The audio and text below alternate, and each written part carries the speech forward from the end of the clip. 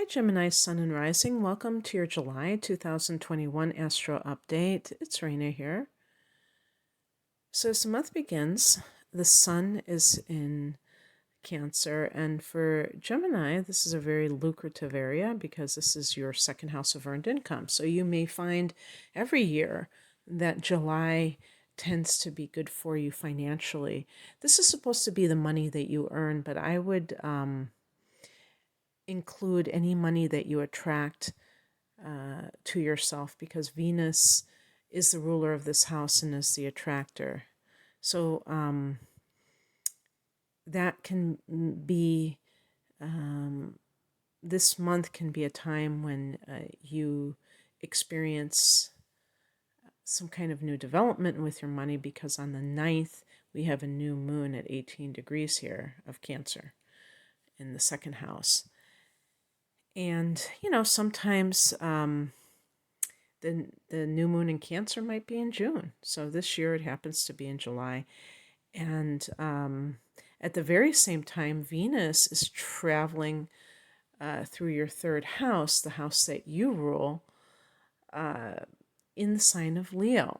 And this can indicate, any house that Venus transits can have some kind of profit attached to it. And in this case, it would be from the educational field, especially when it comes to working with children or maybe teenagers. So elementary school, high school age children, or any other form of, tutoring, having, teaching a skill to someone or learning a skill. And Venus there could be that the skill has some kind of artistic connection. Maybe you're learning how to, I don't know, make jewelry or something like that. And by the way, Gemini rules fine motor skills. So you may already have, you may be good with your hands as it is, and therefore this is artistic inspiration for you to get crafty and to make money off of that. This can also be somehow through the internet that you are, hooking up with somebody, maybe romantically, but even we could say that you're profiting from that. Now, on the 11th, Mercury goes into Cancer as well. And so that can be like thinking about money, maybe constructing a budget or trying to trace your money, paperwork involving your banking records or what have you. Mercury has finally come out of its shadow at this point, a couple of days prior. So for Gemini, who is ruled by Mercury, this may also mark a turning point in this time frame where you feel maybe that your life is going a little bit more smoothly. And on the 21st, Venus goes into Virgo. Virgo is another mutable sign. It's ahead of you, so this is going to be in the 4th house of home and family. This can be some kind of money that is connected to home and family real estate matters. So Venus here might have, maybe Mercury in the second house is about you getting some kind of contract or loan from the bank, and you're signing a contract. Venus can be having the money to buy a new home or receiving money from the sale of a home. It can also be beautifying a home. It's funny because I didn't have my phone on Do Not Disturb, and I paused it after I got a notification, and I looked, and it said 444 that I had recorded up to that point. So that might be an angel message. I don't know. So yeah, so that can be so we're talking about Venus going into the fourth house of home and family on the 21st, and beautifying your home, maybe something like that. On the 22nd, the sun goes into Leo, and because this is your third house, this is the house that you rule, to have the sun here, this can be something where you feel very much like yourself. So being who you are, aligning with whatever it is that you feel you came here to become, and embodying that more fully at this time. The very next day on the 23rd, there's a full moon at 1 degree of Aquarius, fellow air sign. Nice trine action going on. We have a blue moon in Aquarius in August, but this is at 1 degree. And so this is in the area of the higher mind in the 9th house. This can also be something to do with travel arrangements, or if you have already been traveling, that you're winding things down. I do feel that there may be something more going on with making plans to travel rather than ending it, because the fact that there are 2 full moons here suggests to me that there's something that is still in the works that hasn't reached its full potential yet. And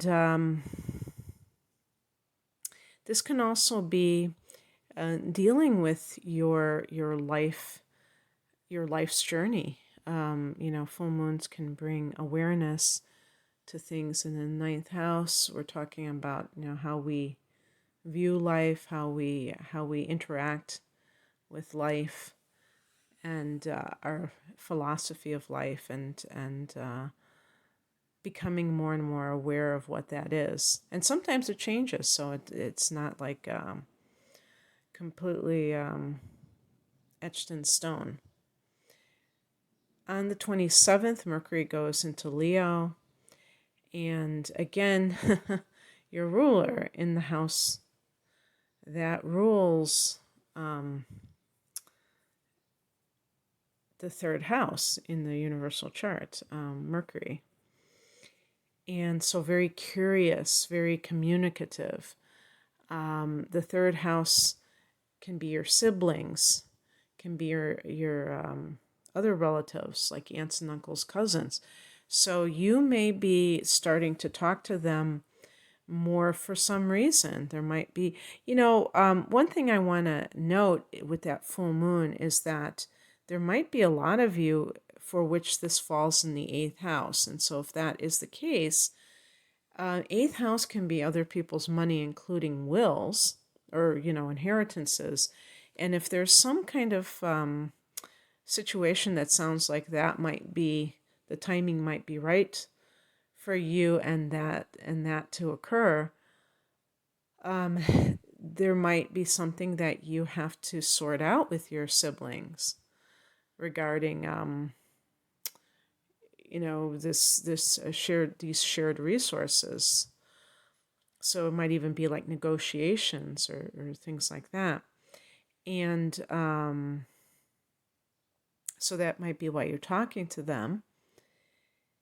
And there was something else I was going to say. I was going to say that the full moon can make you aware of a will in the first place, or this potential money. And perhaps, during the blue moon, a month later, that's when everything is brought to light to the fullest extent. Sorry, I'm in a flight pattern right now, so I keep pausing it. I'm just going to keep going because I'm almost done. And these airplanes go by every 5 minutes now. Luckily, that's just temporary. I don't know how people would stand it if it was constant. Um, so on the 28th, and of course that can just be like the Mercury in the third can just be any kind of training, learning that you're embarking upon. On the 28th, Jupiter goes back into Aquarius. So this will be in the ninth house because it's going to be, I'm just saying that, I have no way of knowing in your particular chart, but it's because it's at 29 degrees, I'm assuming. So Jupiter goes back into Aquarius. It's been in Pisces. It's been briefly in that 10th house for you. And now it's going back into the ninth house. And when Jupiter retrogrades, it can, first of all, give you opportunities that you missed the first time around. So it does have positive attributes even when it's retrograding. Also, it can be an internalized thing where you are thinking in terms of your, on a philosophical level about whatever the issues are concerning a particular area of life. So knowing that it has come from the 10th house and it was retrograding there, I would assume that for some Geminis, you're really wondering or thinking, is what I'm doing really in alignment with my spiritual ideals or philosophy of life? Because, sometimes it is perfectly fine for a while, and then a person starts to see that they just don't feel as connected to whatever it is that the career, the company is promoting, and they just don't necessarily agree with it anymore in some way. And that can be in any field. It can be if you are in the health care field, it can be in the educational field, anything. You question what it is that you're teaching, what it is that you're promoting, and you wonder if it really is benefiting mankind or what have you. In Buddhism, they call our service to others right livelihood, when we're getting this financial exchange for it. And so it has to be right livelihood in Buddhism in order to be acceptable for your spiritual path. And so anyway, on the 27th, okay, so I said that Mercury goes into Leo. On the 28th, Jupiter back into Aquarius. We talked about that. And on, and another thing too is if you have been wanting to travel and maybe that got put on the back burner, Jupiter going back into the ninth might have a positive effect on that. On the 29th, Mars goes into Virgo. So now Mars joins Venus in that fourth house of home and family. Now, Mars can be contentious. So Mars may be kind of a warrior energy in this domestic area. And the fourth house can be the mother. Now, you may have enjoyed recent harmony with your mother and then, find out about this will and find out somebody else is getting more than you, and then it's off to the races again. Or you're beautifying your home and you realize that that's just cosmetic, and or maybe it's like in tandem with beautifying your home, you're also building an addition or something like that. So anyway, that's what I have for you, Gemini. I hope that you resonated with that. If you'd like a private reading, the link is below. Have a great month. Take care. Bye.